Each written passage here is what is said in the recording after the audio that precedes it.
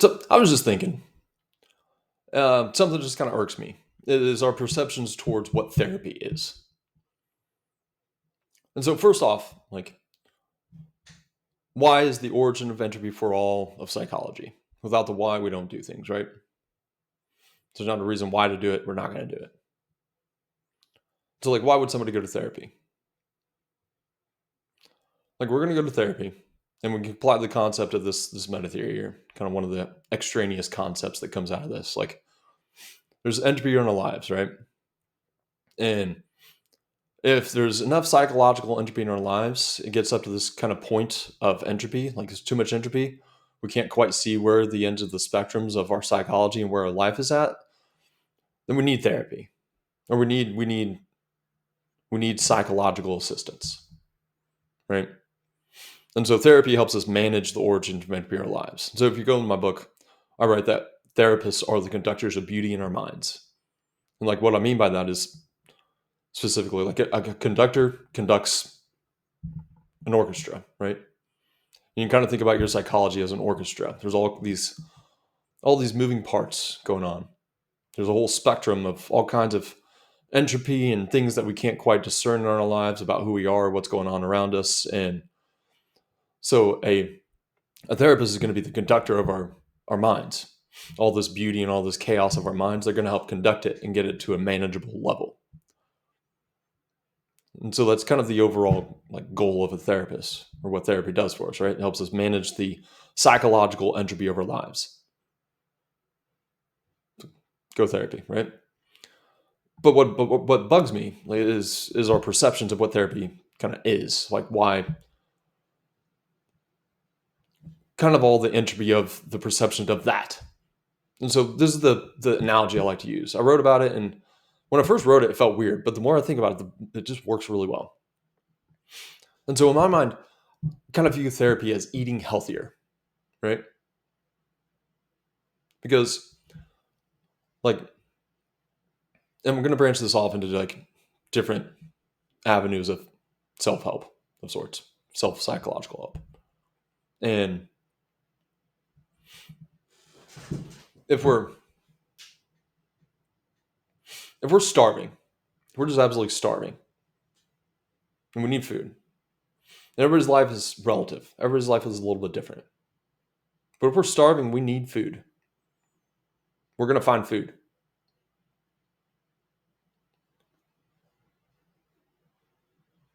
It's a need. We all need to eat, right? And if we're starving, we're going to find food. If we're having psychological trauma or going through some psychological difficulties, there's psychological entropy that we're having a hard time managing or working through, we're going to find food. And that looks a lot of different ways. Some people might turn to drugs for their psychological food, to find that satiation, psychological satiation. Some people might turn to physical activity. Some people might turn to relying on others. Some people might turn to, there's all kinds of ways we try to satiate our psychological needs. If there's a lot of entropy in our lives, there's a lot of ways that we try to satiate those psychological needs and bring it to a manageable level. Sometimes we do that through distraction. Sometimes we'll do it through all kinds of means. But it's really not much different than eating healthier. And so if we're improving our mental well-being, you can view it as eating healthier. It's you could have the world's best athlete in the world. You could have the best athlete in the world. They could be perfectly physically fit.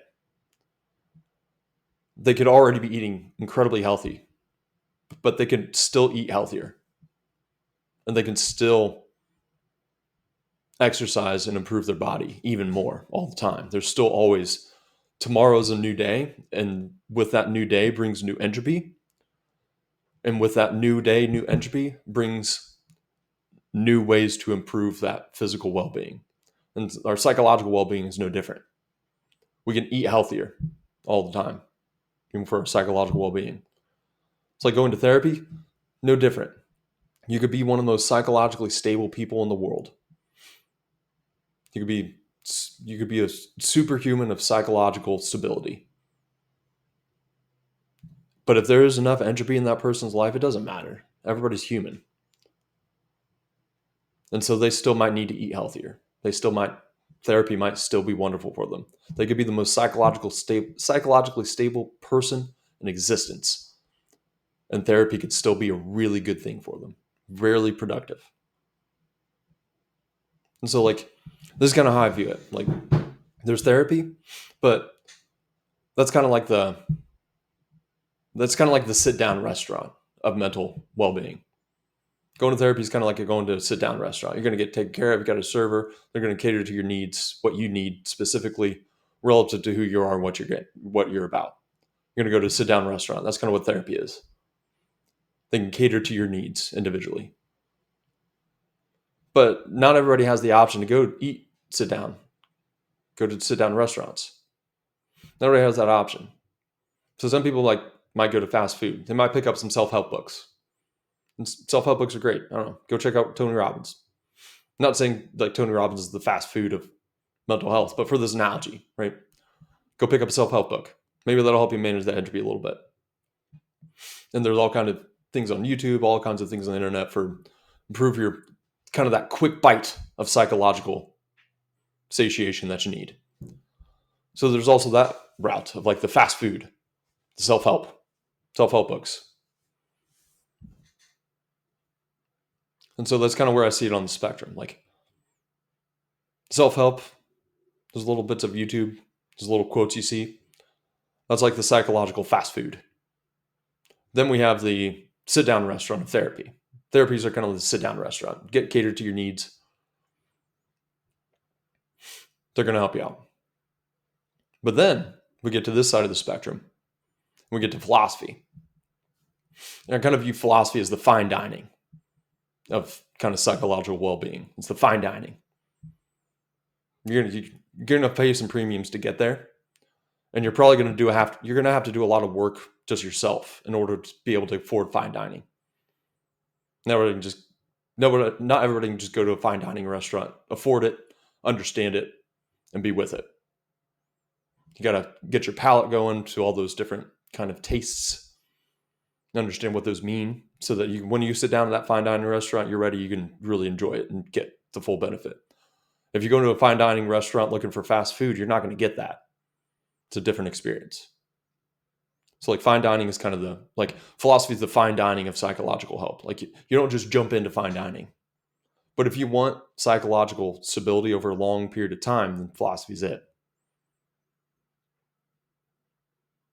It's like you don't jump into philosophy for psychological well-being, but you can work your way up to it. And there's different fine dining restaurants that will cater to the needs that you have. Just got to find the right ones. But you can't just go into a fine dining restaurant and have a good time. Might get some weird looks. So, and it's not that fine dining is always going to be the healthiest option either. Eat healthier, right? Maybe you need to kick it back to that sit-down restaurant and really get find someone that will really listen and take care of your needs.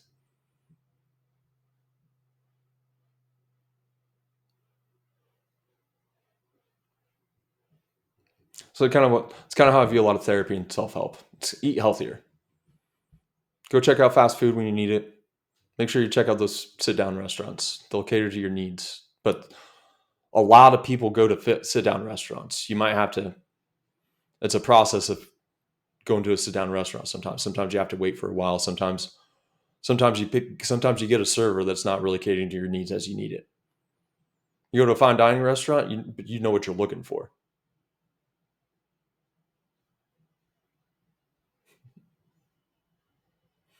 So we can always eat healthier, but everybody's different, and that's always relative to how you're going to eat healthier. Everybody's different.